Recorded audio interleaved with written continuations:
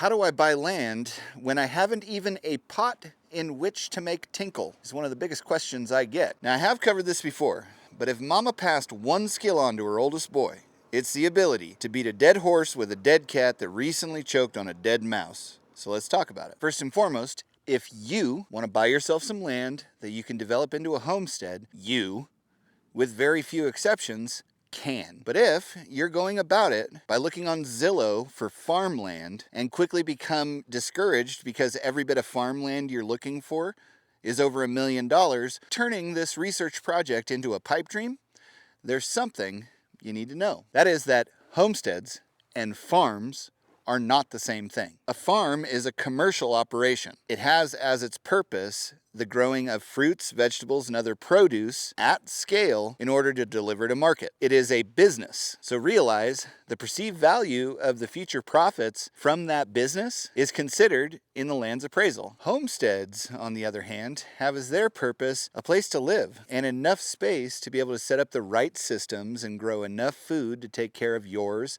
and your family's needs. When you realize that you can take almost any land and turn it into something that fits that description, an entire world of options that don't seem out of reach become available. If you want to be a farmer, search for farmland. But if you want to be a homesteader, search for raw, undeveloped, owner-financed land. You may be surprised what you find. We had never even heard the word homesteading before we started looking for a change. We were actually planning on moving back to Las Vegas from Southern California because it was cheaper and we hated how life was going there. When searching for houses, Carrie stumbled onto a site called Billyland.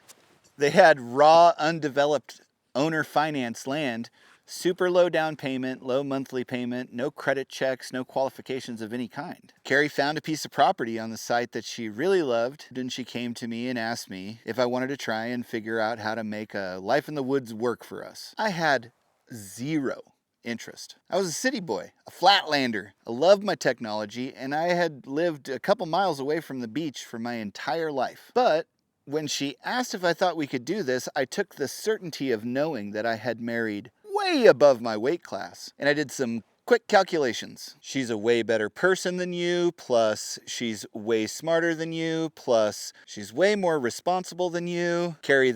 She's way better looking than you. And wouldn't you know it, the answer to that equation was, sure, I can do that. I can do all of those things, no problem. If that's what you want to do, I can make that happen. The property she found had a down payment of $300. A quick check of the bank account confirmed we still had negative 27 in there. We decided if we were going to do this, we didn't need all the stuff that we had, so we had a yard sale. We made almost exactly $300. But because the bank account was still negative, we went to the store and bought a preloaded gift card. We went back to the Billyland site. We put down our $300. We got a call almost immediately, printed off and signed a bunch of paperwork. And the lady we were talking to, Crystalline, she's actually still there, by the way, congratulated us on being new landowners. We gave notice to our landlord, and over the next 3 weeks, we sold off basically everything we had. Our beat up cars, our clothes, furniture, TV, even my computer. We bought an old 22-foot travel trailer and a beat to hell 4x4 SUV with a tow package. We packed up the stuff that we had left, including our 2 kids at the time, and we split.